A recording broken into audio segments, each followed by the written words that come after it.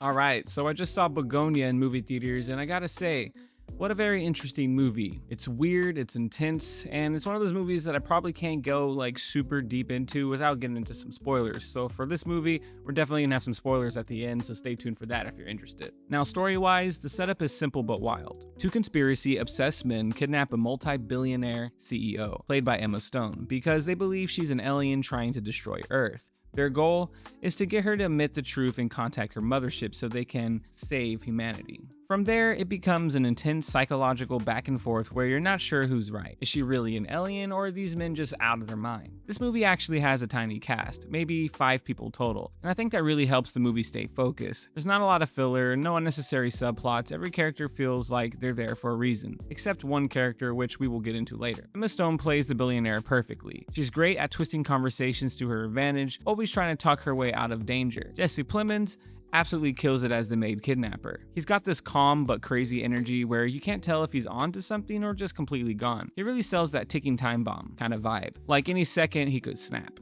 Then there's Don, his cousin, who's played as a special needs character, kind of like Teddy's Igor to Frankenstein. He's loyal, easily manipulated, and honestly kind of heartbreaking. You can tell he genuinely loves Teddy and he wants to help. He adds a lot of humanity to the chaos. His character definitely gets you to question the perspective of Teddy and the validity to his plan, and if he's actually crazy or not. There's also Casey, the police officer, played by Starvos. He's the only character I feel that didn't really need to be in the movie. I feel like his portion of the movie is kind of shoehorned in and didn't really like add a lot to the movie. It just kind of brings up this new problem, but they never really dive deep into it, and it's just kind of mentioned and kind of forgotten about. Acting wise, Starvos does fine, but every time I saw him, I just saw Starvos the comedian, not Casey the cop. It definitely doesn't ruin anything in the movie, but doesn't add anything to the plot. Overall, the cast is great though. And for such a small ensemble, they all pull their weight. So if you don't know already, Bugonia is directed by Yorgos Lanthimos,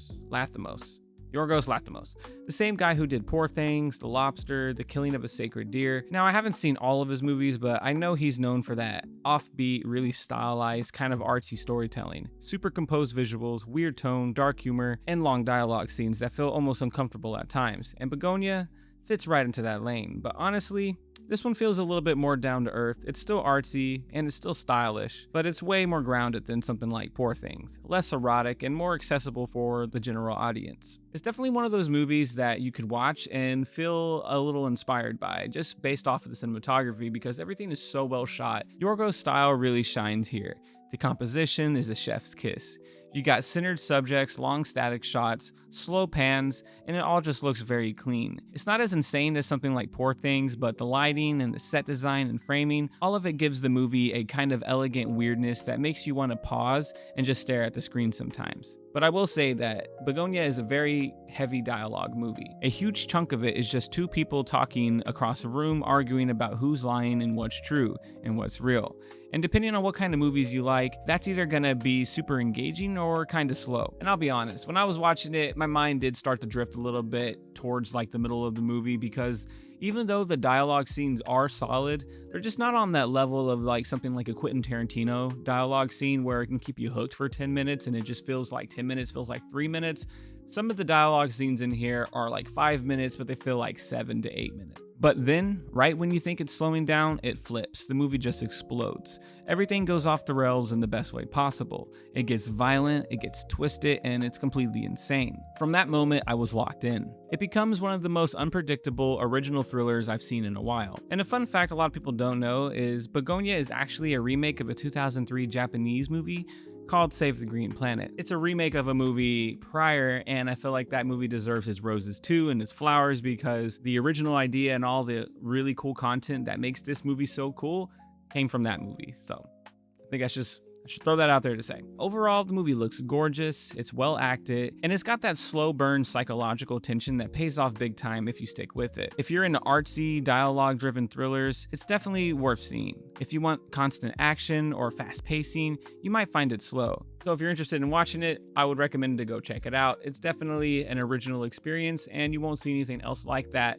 in the movie theaters right now. But all right, so now that that's done, I've recommended the movie. We went over the things that I liked about it. Let's get into some spoilers, because this movie has a very insane plot, and that's pretty much where a lot of the fun of this movie comes. So the whole reason Teddy kidnaps Emma Stone's character is because he is convinced she's an alien. And the crazy part is he's right. She's an alien. The movie keeps you guessing the entire time. For most of it, you're sure Teddy's just a lunatic. He's got these weird flashbacks that are black and white with memories of floating people and voices. You think, okay, maybe this guy is delusional. But then it all comes together and suddenly those scenes you thought were hallucinations, and maybe they're not hallucinations. The final reveal makes it special. It goes full sci-fi without losing its psychological edge. Honestly, if they didn't have that end where they reveal Emma Stone to actually be an alien and these people weren't crazy, I felt like the movie would have been just, it is such a slow burn. If the payoff wasn't this crazy and this awesome, that the movie would have had nothing to stand on. It just would have been a whole nothing burger. And there's this scene where Emma Stone is talking to the cousin, and I feel like this scene in particular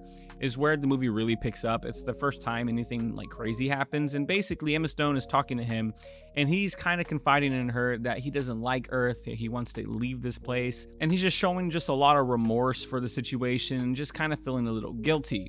And she's talking to him as well, and then trying to also convince him to let her go. Emma Stone ends up telling him that he can come with her. He can leave Earth and he can leave all this behind if he lets her go. And it seems like he's gonna let her go and he's going to try to go with her.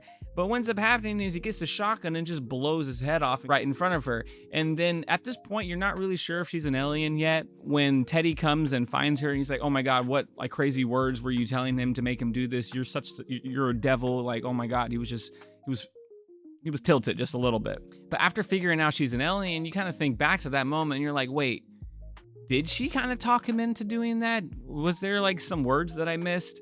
And you start kind of second guessing some of the conversations that they had prior. And it's definitely something, if I were to rewatch the movie, I'm going to pay close attention to, because it honestly just comes out of nowhere.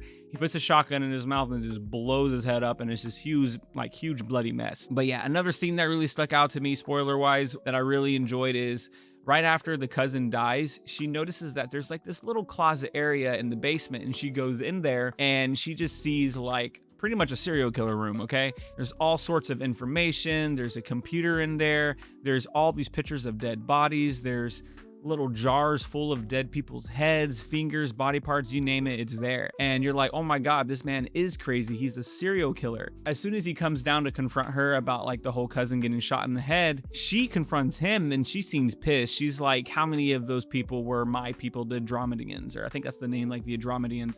How many of those were my people? And he's like, 2 of them. And she just goes into like this long exposition where she explains about like her alien race basically came to be and how he's stupid that he killed these people because they're of like a royal bloodline. But at this part, you're still kind of confused. You're like, I think she's just kind of playing into his craziness. I don't know. It's just, you have her validating the whole conspiracy about them being aliens. And you still question if she's just playing on his psychological edge and trying to get him to get her out of there and get her released. She convinces him that, hey, we need to go to my office. There's a calculator. If I put like a 56 combination number in it, it's gonna teleport you from this closet that's also in her office building into where the aliens are. And he believes her, but when he comes, he doesn't fully believe her, so he straps C4 to his chest and he's like, if anything goes wrong, boom. So she takes out this calculator, and the whole time you're like, I don't think she's an alien. And she's putting in this 56 combination code, and she's like, okay, yeah, we're ready to go. You want to go ahead and go in the closet. So he goes in the closet, and then she backs away, and then he explodes in the closet. The C4 goes off after like a bright light is seen in the closet. And you're like, wait, hold up. Why did he explode? And they basically explain it away later, that maybe it was because when he made homemade explosives and it rubbed up against his skin weird or something and it caused an explosion. But it's not till later that she's in the hospital. She wakes up, she leaves, she runs away, and she's going back to the office. And then this is where you're confused. You're like, hold on, why is she going back to the office? Like, at this point, the movie should be over. Jesse Plemons' character is blown up to smithereens, and she's already in the hospital, and she's getting brought back to, like, you know, she's getting like her nutrients and stuff, whatever. She's coming back to life. She's feeling better. But no, she's limping her way to the office building. And then you really start to be like, hold on, what's going on? But she makes her way back to the office, and then she goes into the same closet where he exploded at. And lo and behold, it teleports her to where the aliens are. And then you find out that there's like this whole alien race that lives in the outer space that is kind of keeping an eye on Earth, and they're at their last like pivotal moment where they're not sure if they can keep the humans alive anymore, and they're not sure if they want to continue the existence of human beings. The aliens, they don't really look like aliens. They look like humans with just like these really big coats on. They put this little weapon inside this atmosphere that's around Earth. It's like this little diorama thing, and they basically evaporate the atmosphere that is around Earth, and everyone on Earth ends up dying. So Jesse Plemons' character was in fact right, and he does not in fact save Earth.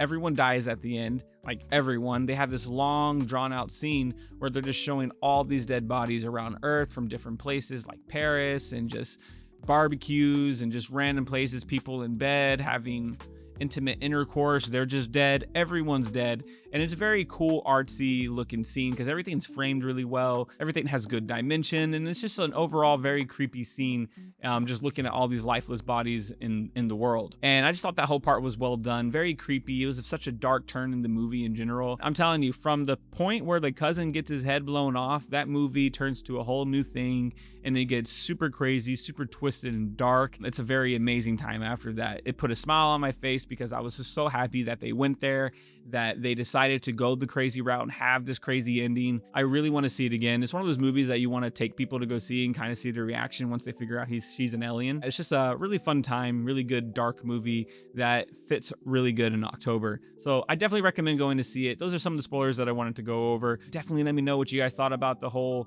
alien thing, and if you guys were convinced that she was an alien way before she actually admitted to it, or you were in the dark like me and you were just kind of not sure about it. But yeah, I would love to see you guys' opinions on that down in the comments. Let me know what you thought, and like always, I will see you on the next video. Deuces.